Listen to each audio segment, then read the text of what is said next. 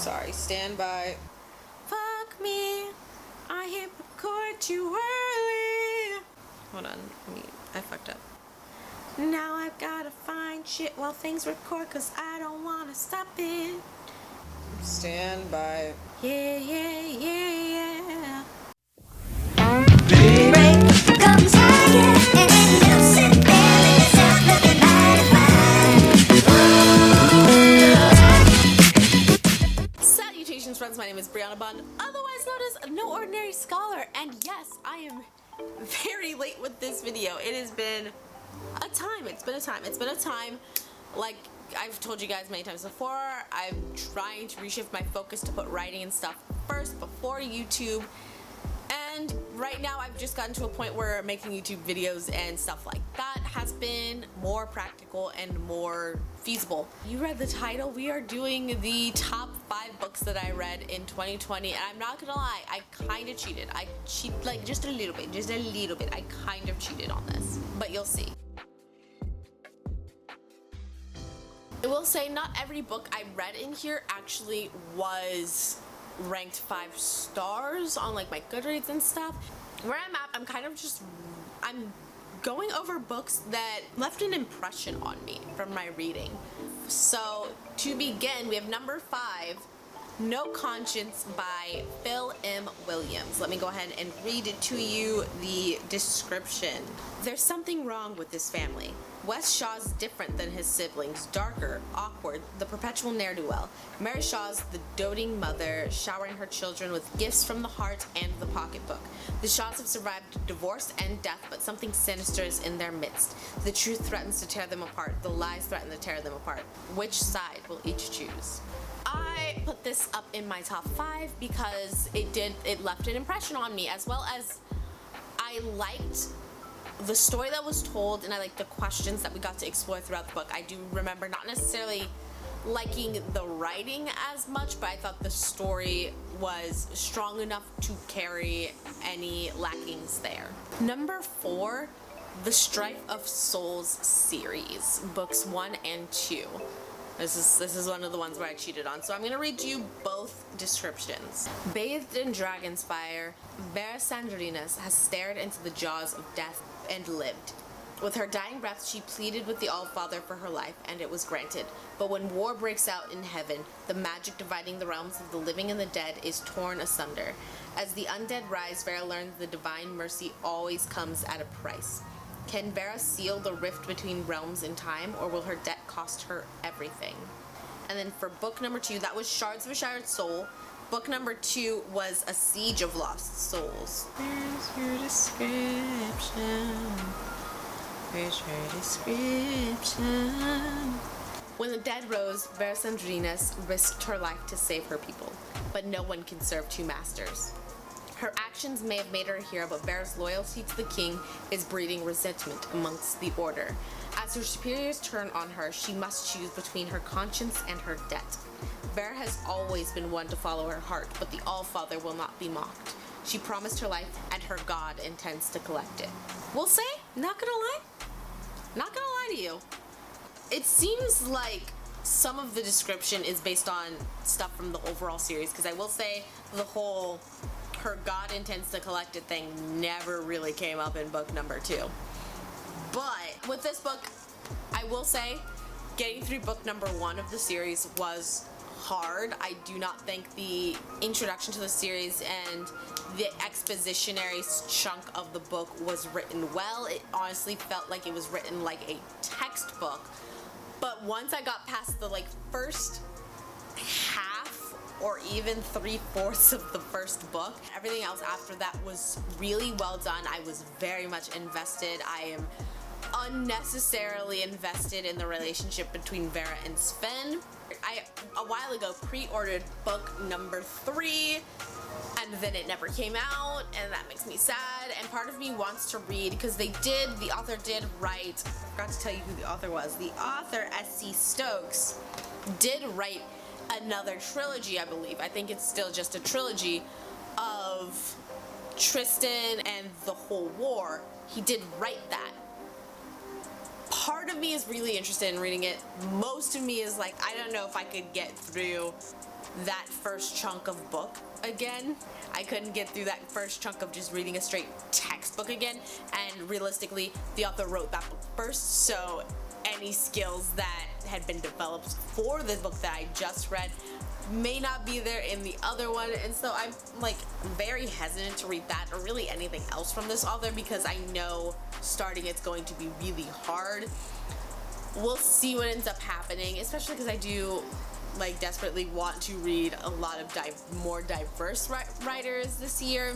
I realize, and frankly this is probably a result of having grown up in a white neighborhood as well as just biases in the publication industry in general, but reading a lot of the books that I loved as a kid, a lot of white authors, Rick Riordan, Angie Sage.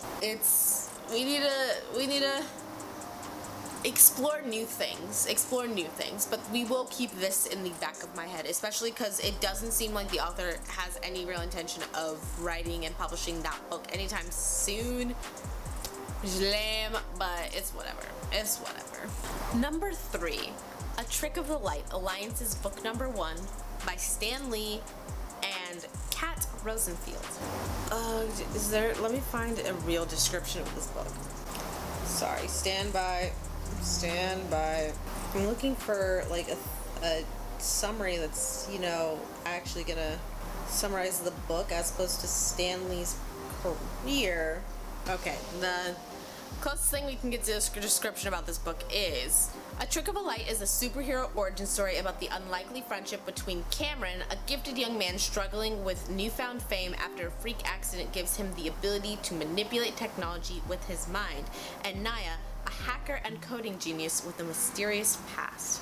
I think the book was lovely. I think it was a nice read. I definitely do think I'm going to read it again. I have no idea if there's going to be a second. I know it's the first book. I don't know if there's going to be a second book at all because this was the last thing Stan Lee worked on before he passed away, and it was even published after his death. So I'm not sure if they do intend to continue writing the books or not. But if they do decide to do that, I 100% would love to read them because I thought it was great. I thought it was a great story.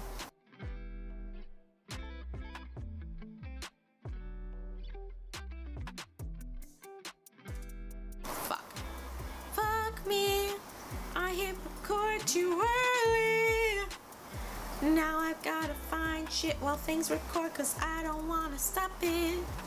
Yeah. Number 2, the Diana Flowers series by Ruby Lauren. Corrections, the series is actually called Diana Flowers Florida Culture Mysteries. Book number 1, Gardenias and a Grave Mistake. Diana already regrets saying yes to her neighbor's ridiculous wedding flower demands, but when she discovers a body in the middle of the triple-tier centerpiece, it's really taking the cake. The cause of death is found to be murder. Diana suspects that one of her neighbors may be the killer, and she already knows that some of them are keeping skeletons in their closets, sometimes literally. Murder would send most people running for the hills, but Diana has a blossoming business to think about. She needs to get to the bottom of her neighborhood's dark past, or her new Florida culture business could suffer a blight. Book number 2, Delphiniums and Deception. When Fergus tells Diana he's taking her on a flower arranging retreat for her birthday, she should have been more suspicious, especially when he announces he's coming with her. After discovering the whole truth about the retreat, Diana is still considering how to murder Fergus, when one of their fellow flower arrangers is found dead, stabbed in the back with a mystery weapon. With the retreat on complete lockdown, Diana and Fergus have a mystery to solve that wasn't part of the itinerary. Will they find the killer before the clock runs out? If you didn't know, I'm obsessed with Diana Flowers. I feel such a connection to her as a character. I'm in love with Fergus Robinson. I love him. From when I'm recording this, I just read book number 3 for my stream, and I love Fergus. I'm scared to finish this series because I need him. I need him. I need them as a couple, and I'm not ready for it to be over, okay? But 10/10, without a doubt, would recommend this series to anybody. And then here's my other little cheat. I've got 2 number 1 books. Number 1 of the number 1s is Lost Stars by Claudia Gray. If we're being honest, I just kind of didn't remember that I had read this in this past year, if we're being honest. But Goodreads told me I did, so I have no shame throwing this in this list. A long time ago in a galaxy far, far away, 8 years after the fall of the Old Republic, the Galactic Empire now reigns over the known galaxy. Resistance to the Empire has been all but silenced. Only a few courageous leaders, such as Bail Organa of Alderaan, still dare to openly oppose Emperor Palpatine. After years of defiance, the many worlds at the edge of the Outer Rim have surrendered. With each planet's conquest, the Empire's might grow stronger. The latest to fall under the Empire's control is the isolated mountain planet Jellican, whose citizens hope for a more prosperous future even as the Imperial Starfleet gathers overhead. This is probably one of the best written books I've ever read. I loved it. I love the exploration of the Empire and what people thought of the Empire through particularly Sienna, and I loved how we got to see the Star Wars universe take place through this book. I loved it so much. Another book I'll probably reread. I loved it. I think this one would be harder for you to get into if you're not a Star Wars fan, even beyond just someone who likes Star Wars. I think it's possible because of how they shed light on the followers of the Empire. I think you would have to be able to look at this as a complex world to really get into it, but I loved this book. Obsessed with this book. 10/10 this book. Last but certainly not least, the other #1 book of 2020 was The Queen of Thieves: A New Throne by Brianna Bond. Never heard that name before. Let's get into the description. Dallas Ryder seems like the perfect girl. She's rich, she's smart, and she can rob a bank with ease at 16. One day, she finds herself getting dragged into the spy world to help the Bureau for Covert Initiatives take down a black market arms dealer. CJ Castle is a presumably depressed, obviously lonely teenager, and as the son of the dealer, he's her ticket to the heart of the operation. The hard part, his pain's gonna make it nearly impossible to gain his trust, but the BCI picked Dallas for a reason. If anyone knows what a depressed kid wants to hear, it's someone that's been there themselves. She hates manipulating him, unsure if he'll survive the betrayal when the case is over, but the closer she gets to him, the more lives she saves.